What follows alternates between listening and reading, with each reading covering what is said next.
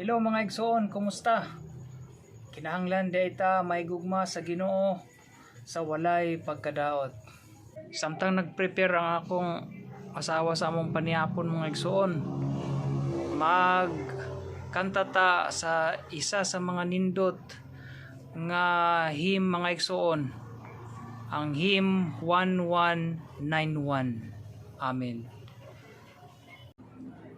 Sa espiritu ko may tubod nag-awas, tuluos ang Diyos nag-agay.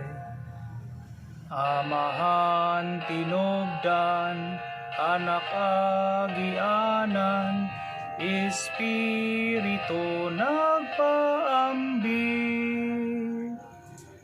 Mahal kong agay's kinabuhi, sa kalag ako magdumili. Niining agay magpalalong, aron kinabuhi mahantong. Amen. Isa ni sa mga nindot nato nga hymn mga igsoon sa pahiuli. Ganahan gyud ang halos mga igsoon nato ani nga kanta ato ning ginakanta sa atong mga panagkatigom. Doon na lamay mga pipila ka mga nota nga kinahanglan nato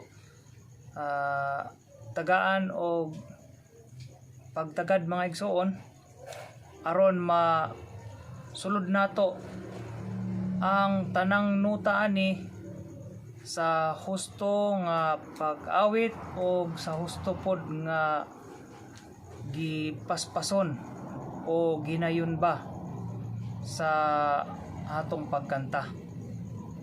Ang isa sa mga ang tagdon ani nga kanta mga igsoon gikan sa naandan nga pagkanta sa atong mga kaigsuonan, kining sa stanza mga igsoon.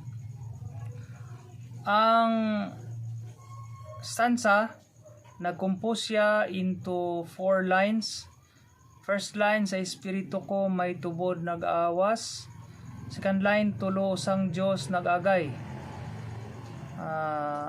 Third line, amahan tinubdan, anak agianan. Fourth line, espiritu nagpaambit. Sa first line o sa third line mga igsoon, diha kayo na ay nota nga na-miss sa kasagaran natong pagkanta mga igsoon. Example, kining sa first line, sa espiritu ko may tubod nag-awas, inaani pagkanta mga igsoon.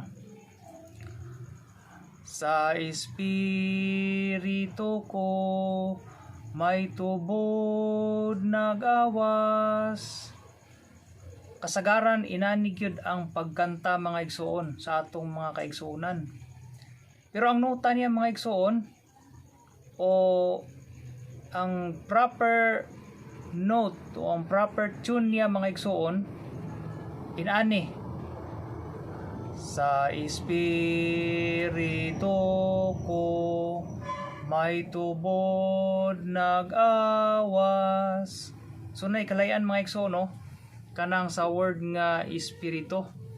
Ang pagkanta sa mga igsoon inani: sa espiritu ko, sa espiritu ko. Pero sa nota gini mga igsoon, kanang espiri, ang kanang re naka-sharp na siya mga igsoon. But pasabot inaani siya pagkanta: sa espiritu ko. So inani mga igsoon sa espiritu ko. Di lang siya sa espiritu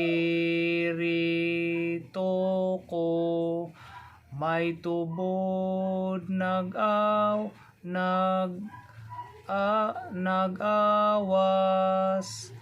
sa espiritu ko. Kinanglan ma-emphasize mga igsoon ang sharp. Sa espiritu ko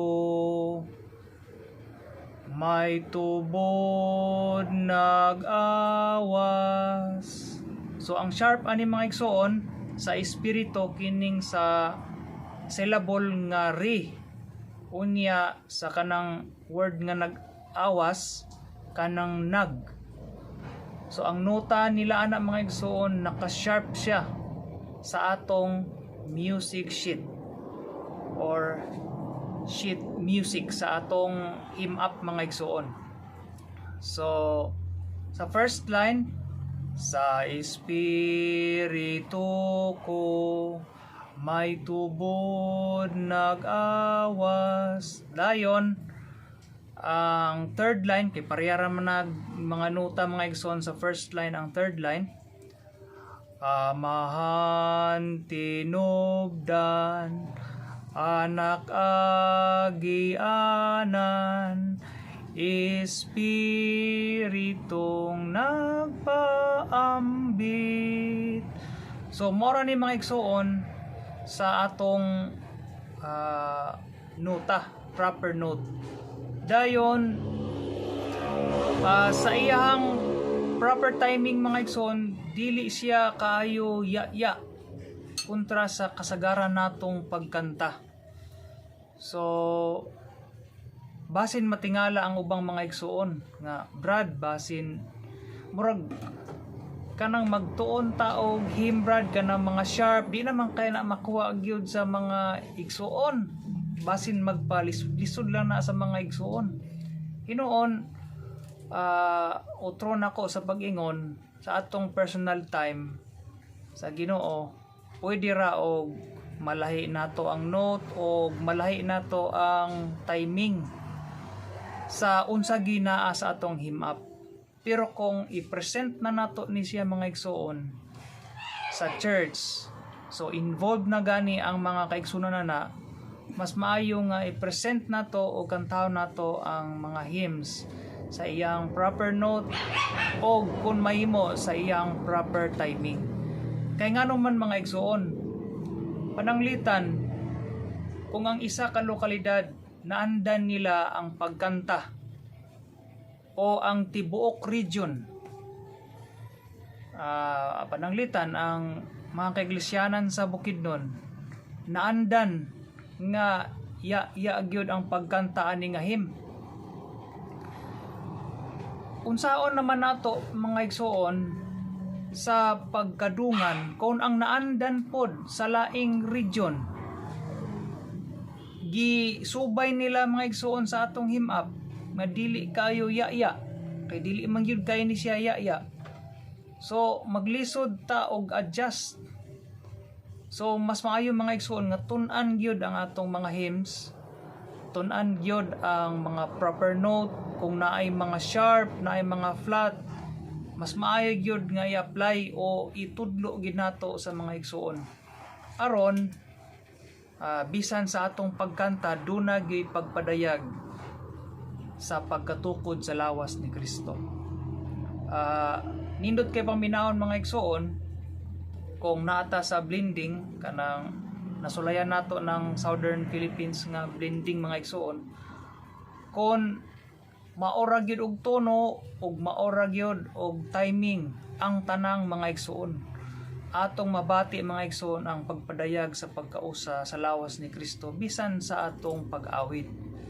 So otro na ko sa pag-ingon mga igsoon, gihimo nato ni nga video,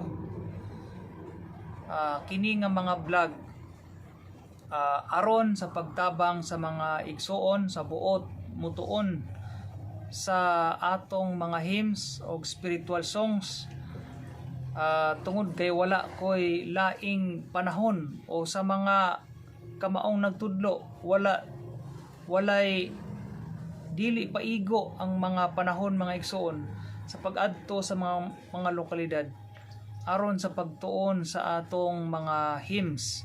So pinaagi sa atong pag-vlog mga igsoon, makatuon ang atong mga igsoon, makatabang ta aron makatuon ang mga igsoon sa hustong pag-awit sa atong mga alawiton. Sa chorus ani mga igsoon, wala man kaayoy daghan kayong problema sa nadungog nako mga igsoon sa pagkanta sa atong pagkanta ani nga hymn. Naara man gyud sa stanza mga igsoon ang nakulang nato nga mga notes o ang iyang proper timing mga igsoon ato kining tun-an. Amen. Daygon kay ang Ginoo. Sa gyapon mga igsoon,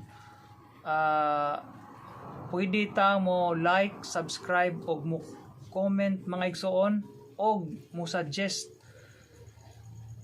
I-comment lang ninyo mga igsoon sa gusto ninyo i-suggest nga tun-an nato nga mga hymns, aron taga nato pagtagad ang mga hymns nga dili pa kayo klaro nato o wala pa nato natun-i nga buot natong praktison kantahon aron mabansay nato sa atong personal time o diha sa tigom sa iglesia.